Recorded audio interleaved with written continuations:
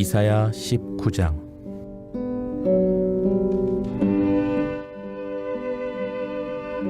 애굽에 관한 경고라.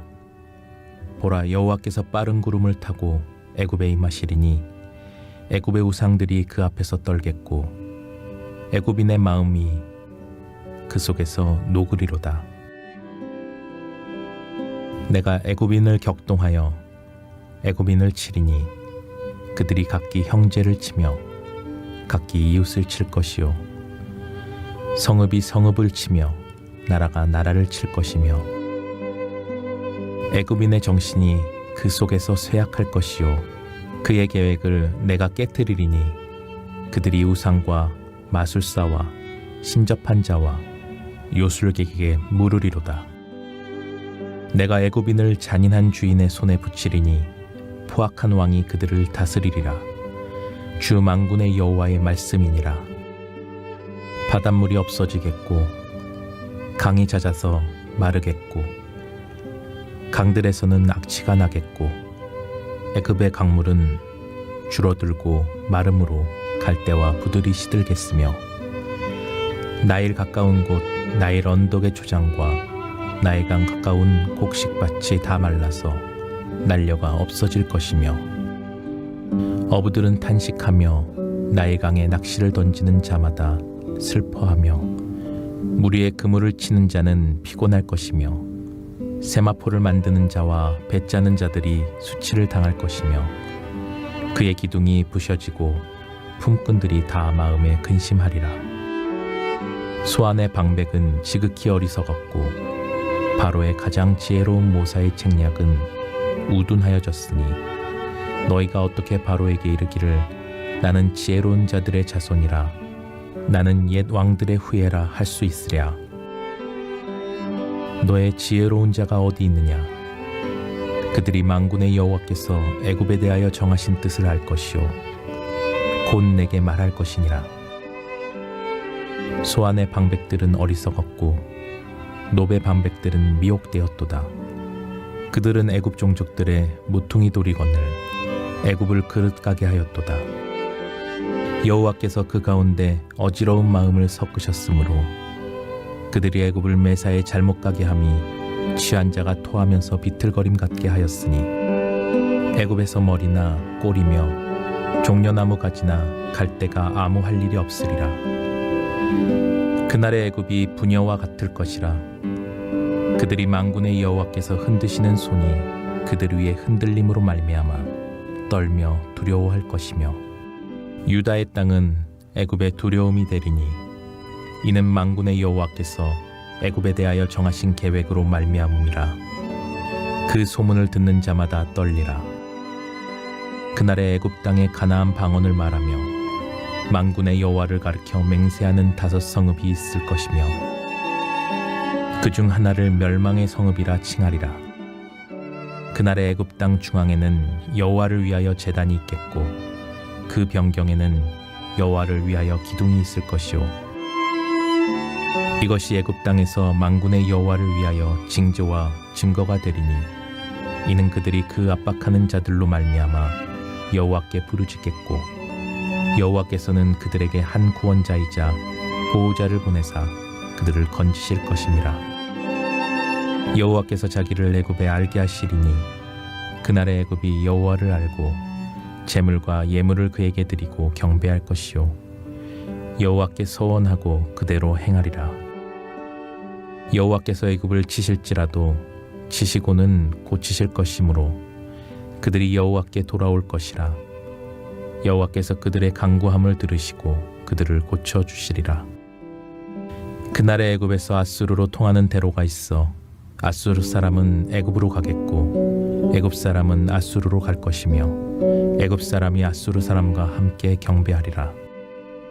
그날에 이스라엘이 애굽 및 아수르와 더불어 셋이 세계 중에 복이 되리니 이는 만군의 여호와께서 복 주시며 이르시되 내 백성 애굽이여 내 손으로 지은 아수르여 나의 기업 이스라엘이여 복이 있을지어다 하실 것임이라. 오늘도 이른 새벽 미명 이렇게 마음의 소원을 품고 주님 품에 나오신 여러분 모두를 주님의 이름으로 축복하고 환영합니다. 어떤 경우도 낙심하지 마시고요. 하나님은 하나님의 때에 하나님의 방법으로 응답하시더라고요. 할렐루야. 때때로 그 하나님의 때를 기다리는 것이 우리에겐 참 힘들어요. 또 과연 하나님께서 이 문제를 해결해 주실까? 사실은 늘 기도하면서도 우리의 믿음이 흔들리는 게 사실입니다. 그럴 때마다 다시금 말씀을 붙잡고 다시 일어서서 믿음으로 인내하면서 하나님의 때를 기다리면 하나님의 때에 하나님은 하나님의 방법으로 가장 좋은 것으로 응답하신다는 사실을 꼭 기억하고요. 어떤 경우에도 낙심하지 마시고 기도하는 자들에게는 반드시 하나님께서 가장 선한 것으로 응답하여 주실 줄로 믿습니다. 오늘 이사야서 19장 난세의 예언서라 불리우는 이 이사야서의 말씀, 사실은 이사야 말씀은 묵상하기 어려운 말씀입니다. 그런데 우리가 함께 한 장씩 읽으면서 때로는 부담스러운 말씀이고 때로는 우리로 하여금 도저히 우리가 묵상하고 넘어가기 어려울 정도의 그런 거친 말씀이지만은 그러나 이런 말씀들이 우리를 살리는 말씀임을 꼭 기억하고요. 부담스러워도 묵상하기 어려워도 우리가 이 말씀을 묵상하고 넘어가야 합니다. 할렐루야. 오늘 이사야 19장 난세의 예언자들을 통해서 하나님이 선포하시는 메시지의 내용들, 그 핵심들은 뭘까? 대부분의 그 메시지의 중심은 심판입니다. 심판을 예언하는 거예요. 심판. 왜 심판을 예언할까요? 살리기 위해서 심판을 예언하는 거죠. 너희가 지금 이렇게 살고 있으면 반드시 하나님의 심판을 받게 될 것이다. 이 난세에는 하나님이 하나님의 사람들을 들어서 예언의 메시지를 선포하는데 그 예언의 메시지는 심판에 대한 메시지, 경고에 대한 메시지. 오늘도 애굽에 대한 심판, 애굽에 대한 경고. 그래서 이사야 19장의 시작의 문을 열면서 애굽에 관한 경고라. 여러분 만약에 제가 주일날 설교를 하는데 계속 이런 경고에 대한, 그렇죠? 성도들의 경고, 이 땅의 교회에 대한 경고, 이 땅의 이 나라와 민족에 대한 경고, 이런 경고에 대한 메시지만을 한 달 내내 선포한다면 글쎄요, 교인들이 어떻게 반응할까? 은혜 받았다 그러면서 그렇게 몰려올까? 아마 한 달만 그런 메시지를 선포하면 아마 글쎄요, 그래도 갈릴리 교회는 그래도 성숙하신 분들이니까, 그러나 웬만한 교회 같으면은 교인들이 아마 반 이상은 다 빠져나가거나 여기저기서 웅성웅성거리고 난리가 날 겁니다. 난세에 하나님이 하나님의 예언자들을 통해서 선포되어지는 메시지는요, 이런 경고의 메시지, 심판의 메시지라니까요. 여러분, 우리가 이런 걸 보면서 오늘 우리 세대가 당시 이사야 세대보다 더 거룩하고 더 경건하고 더 하나님께로 가까이 나아가 있는가? 그런 걸 한번 보세요. 그렇지 않다고 한다면 오늘 우리에게 들려지는 메시지 중에 역시 하나님은 하나님의 사람들을 통해서 이런 예언의 메시지, 심판의 메시지, 경고의 메시지를 오늘 우리에게도 선포하고 계시다는 사실을 기억하고요. 이게 하나님의 음성임을 들을 줄 아는 그런 영성이 있기를 간절히 바랍니다. 오늘 애굽에 대한 경고, 애굽에 대한 심판. 그런데 항상 이 예언의 메시지를 보게 되면 하나님께서 하나님의 백성들을 심판하시는데 그 심판의 목적은 사실은 죽이기 위한 것이 아니에요. 살리기 위한 거죠. 살리기 위한 거예요. 그렇죠? 사랑의 매라고 우리가 그렇게 말할 수가 있잖아요. 자기 백성을 얼마나 사랑하셨으면 이렇게 심판의 메시지를 통해서 살리고자 몸부림치셨을까? 그렇죠? 그래서 결국은 심판하시되 나중에는 싸매 주시고 또 회복시켜 주신 하나님. 그래서 참 이 예언의 메시지를 읽어보면 한편으로는 무섭고 두려운 하나님, 그 하나님의 모습이 그려지지만 또 한편으로는 하나님의 인내의 끝은 어딜까? 하나님의 사랑의 끝은 어딜까? 이 백성을 다시 또 하나님께서 품어주시고 다시 또 회복시켜 주시는 모습을 보면서 사랑 같으면 이렇게 할 수 없을 텐데 역시 하나님의 사랑은 끝이 없구나 라고 하는 사실을 알게 돼요. 이런 애국 같은 사람들, 그렇게 예언자들을 통해서 그렇게 말씀을 선포하고 그렇게 전했는데도 듣지 않고 자기 길로 갔던 사람들 그냥 가게 내버려 두지, 다시 또 그들을 고쳐주시고 싸매주시고 회복시켜주시는 하나님의 모습을 보면서 참 하나님의 은혜를 깨닫게 돼요. 자, 오늘 이 이사야서 보세요. 이 19장에 보게 되면 먼저 심판에 관한 메시지인데 2절로 4절 말씀이 그 내용입니다. 자, 2절로 4절 함께 읽어봅니다. 내가 애굽인을 격동하여 애굽인을 치리니 그들이 각기 형제를 치며 각기 이웃을 칠 것이며 성읍이 성읍을 치며 나라가 나라를 칠 것이요 애굽인의 정신이 그 속에서 세약할 것이요 그의 계획을 내가 깨뜨리리니 그들이 우상과 마술사와 신접자와 요술객에게 물으리로다. 내가 애굽인을 잔인한 주인의 손에 붙이리니 포악한 왕이 그들을 다스리라. 주 만군의 여호와의 말씀이니라. 아멘. 하나님의 심판 가운데 한 제국이 무너지는 데는요, 이런 과정들을 겪는 거예요. 여기 보게 되면은 여러분 가장 무서운 적은 내부의 적입니다. 외부에서 어떤 적이 공격해 와서 그래서 나라가 무너지는 게 아니고 내부에서 그렇죠? 자기들끼리 갈등이 있고 자기들끼리, 그래서 애굽인들을 격동시켜서 그 애굽인들끼리 자기네들끼리 분열하고 갈등하고 진영을 나누고 그러면서 싸우는 거예요. 그래서 무너지는 겁니다. 언제나 내부에 적이 있는 거예요. 그 거대한 제국 로마가 무너진데도요, 외부의 적이 때문에 무너진 게 아닙니다. 내부의 적 때문에 그 거대한 대형 로마라고 하는 그 엄청난 제국이요, 붕괴되기 시작한 겁니다. 자, 여기도 보게 되니까 보세요. 내가 애굽인을 격동하겠다. 그래서 애굽인을 치리니 그들이 각기 형제를 치며 자기 이웃을 칠 것이요 성읍이 성읍을 치고 나라가 나라를 치겠나요. 나라 안에서 형제들끼리 성읍끼리 서로 싸움이 일어나고 다툼이 일어나고요. 그래서 가정도 그렇고 공동체도 그렇고 한 나라가 붕괴되어오자 하는 과정 안에는 통합이 있는 것이 아니고 진영으로 갈라치게 하고요. 자꾸 분열을 조장하고요. 그래서 이런 정치인들 조심해야 되는 거예요. 나라를 다 엉망을 만들어 버리는 거 아닙니까? 자, 결국은 나라가 이렇게 해서 공동체가 이렇게 해서 무너지게 된다라고 하는 거예요. 그래서 그들이 마음속에 계획하고 있는 것들, 그 계획대로 되지 않도록 다 깨트려 버리게 됩니다. 사람이 마음으로 자기의 길을 계획할지라도요, 걸음을 인도하는 일은 여호와 하나님이세요. 믿음이 여러분 가운데 있기를 간절히 바랍니다. 아무리 좋은 계획을 세우면 뭐합니까? 그 계획에 하나님이 함께하지 않으면 그 계획을 우리가 이룰 수가 없다니까요. 그래서 우리가 특별히 하나님의 일을 우리가 추진하고 나갈 때는요, 많은 기도가 필요한 거예요. 할렐루야.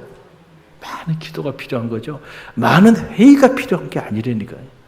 그런데 사람들은 아직도 많은 회의를 해야 된다고 주장해요. 아니에요. 많은 회의만 하면요, 회의에 빠져요. 그렇게 많이 회의해가지고 좋은 아이디어 나오면 뭐합니까? 하나님의 영이 함께 하지 않아요. 하나님이 도와주지 않으면. 여러분, 그 계획이 이루어지지 않는다니까요. 그러니까 우리가 사실은 많이 기도해야 돼. 많이 기도해야 돼. 그래서 하나님 마음에 감동을 주셔서 좋은 만남의 축복도 허락해 주시고, 할렐루야. 그래서 우리가 계획했지만 하나님이 앞서가셔서 그 계획을 이루어 주시고, 또 어떤 경우에 생각지도 못한 것들을 하나님께서 채워주시고, 그래서 하나님의 놀라운 은혜를 체험하면서 성취해 나가야죠. 할렐루야. 그래서 기도보다 앞서면 안 되고, 무슨 일을 하든지 충분히 기도하고 하라니까요. 저도 그래요. 어떤 일을 추진할 때 그냥 막 여러분 보기에 막 하는 것처럼 보일 수도 있겠어요. 절대 그렇게 안 합니다. 충분히 기도하고요. 하나님의 마음에 울림을 주실 때요. 그래도 저는 몇 번 저항합니다. 하나님 못하겠어요. 하나님. 그래도 계속 울림을 주시면 그러면 순종하고 하는 거예요. 할렐루야. 할렐루야. 그런데 놀랍게도 그렇게 하면 역사는 하나님이 하시더라고요. 할렐루야. 여러분도 가정 안에서 또 섬기는 교회 안에서 여러분들이 어떤 일을 추진하고 계획하고 나갈 때 정말 그 일을 위해서 충분히 기도했는가? 그리고 하나님의 울림, 마음의 울림, 이 울림의 응답을 받고 행하는 일인가를 생각해 보세요. 그냥 내 감정대로, 내 기분대로, 갑자기 그냥 떠오르는 내 생각대로 막 그렇게 고집을 부리면서 그렇게 추진하면은요, 나중에 다 후회하게 됩니다. 틀림없이 후회하게 돼요. 그래서 항상 신중하게 해야 돼, 신중하게. 또 생각하고, 또 기도하고. 그래서 일을 추진해 나가야 그 일을 통해서 하나님의 영광이 드러나게 되는 거예요. 할렐루야. 자, 그들이 애굽인들이 얼마나 좋은 계획들 세웠겠어요? 그러나 하나님께서 그 계획을 다 깨트려 버린다.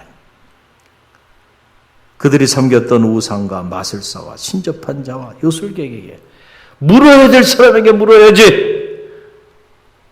망할 징조야, 이게 망할 징조.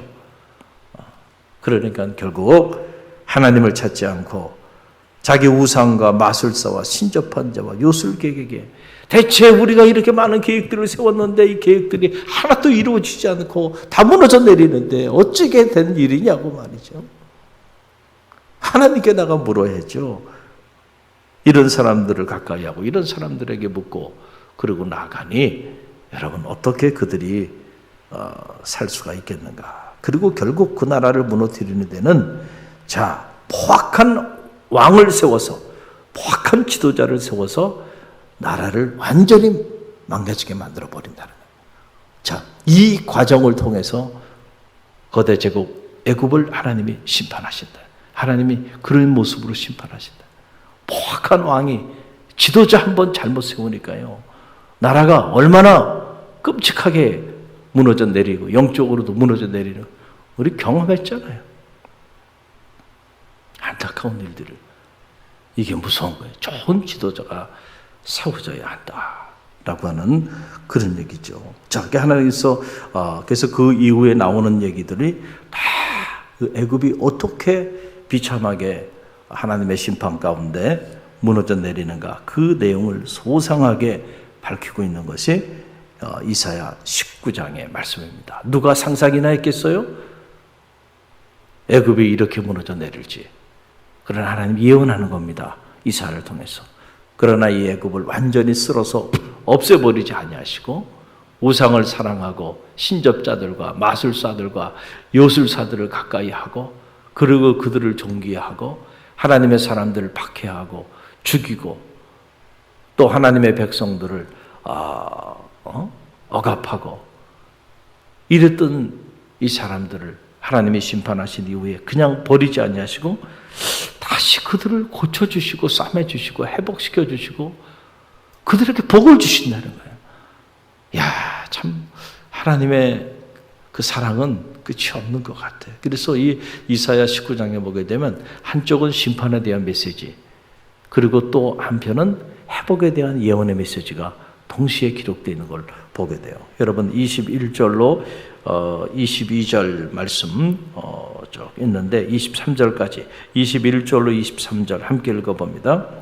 여호와께서 자기를 애굽에 알게 하시리니 그날에 애굽이 여호와를 알고 제물과 예물을 그에게 드리고 경배할 것이요 여호와께 소원하고 그대로 행하리라.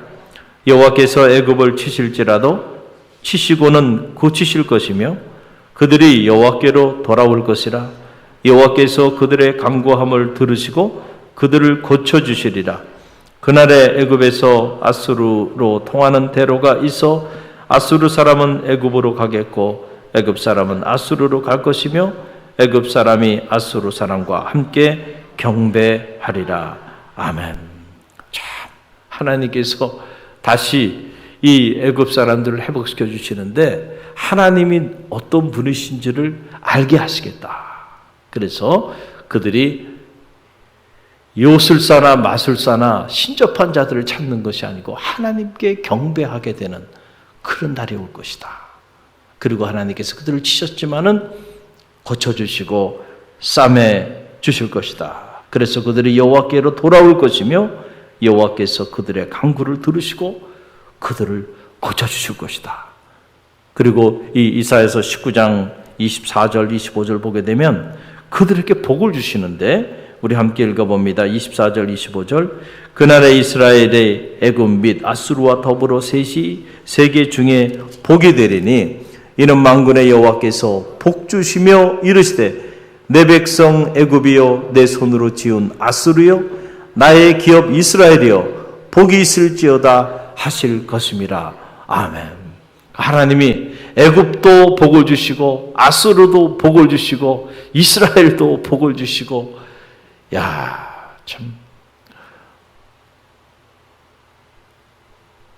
한편에는 심판의 메시지가 한편에는 이렇게 회복과 또 복을 허락하여 주시는 이런 축복의 메시지가 이 예언의 메시지 속에 담겨 있는 것을 보게 됩니다.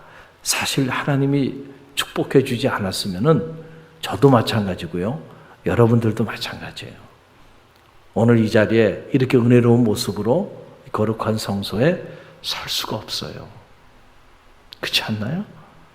다 은혜죠. 은혜죠. 다 허물이 많은 사람들이에요. 그렇죠? 그런데도 불구하고 고쳐주셨어요. 싸매주셨어요. 그리고 하나님이 축복해 주셨어요. 그래서 또 우리가 그 회복의 은혜로 또 한날을 살아가요. 할렐루야. 그걸 잊지 마세요. 잊지 마세요. 근데 사람은 자꾸 잊혀져. 그래서 저도 저희 집사람과 함께 그 초심을 잃지 않으려고 그래서 매 주일마다 감사헌금을 하는 거예요. 이번 주도 하나님 섬길 수 있게 해주시니 감사합니다. 감사한 일이잖아요. 초심을 잃지 않으려고. 한 주 한 주 이렇게 섬길 수 있는 거 하나님의 은혜 아닙니까? 건강을 주셔야 가능하고 할렐루야. 영적으로 하나님의 교회를 붙들어 주셔야 가능한 일이고요. 이게 다 하나님의 은혜지. 무슨 제 노력으로 제 능력으로 되는 일이 아니잖아요. 그러니 감사하잖아요. 초심을 잃지 말아요.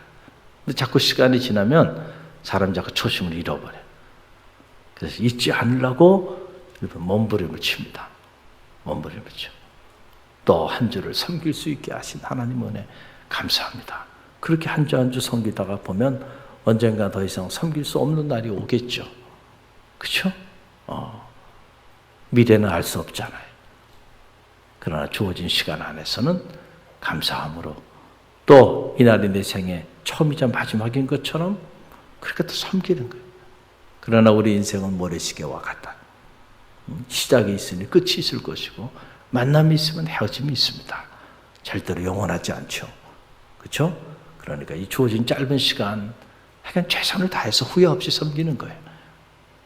그리고 언젠가 하나님 또 기회가 되시면 또 다른 방법으로 또 다른 역사를 이어가겠죠. 순종하고 나가는 거예요. 주의 종은. 여러분도 마찬가지예요. 여러분의 인생도. 하나님의 은혜를 기억하십시오. 특별히 우리가 맥주 감사주의를 앞두고 있는데 그냥 지나가지 말고요. 감사가 여러분 안에 채워지는 절기가 되길 간절히 바랍니다. 지난 반년 동안 이 살아온 것 하나님의 복 주시는 은혜가 있어서 가능하고 앞으로 또 반년을 살아가야 할 텐데 또 하나님의 고쳐주시고 싸매주시고 그 복 주시는 은혜로 우리가 또 반년을 살아가게 될 줄로 믿습니다. 감사로 한 해의 반년을 정리하고 새로운 반년을 준비하는 그런 의미 있는 또한 절기가 되길 주님의 이름으로 간절히 축원드립니다. 주신 말씀 붙잡고 기도하며 나가는데요.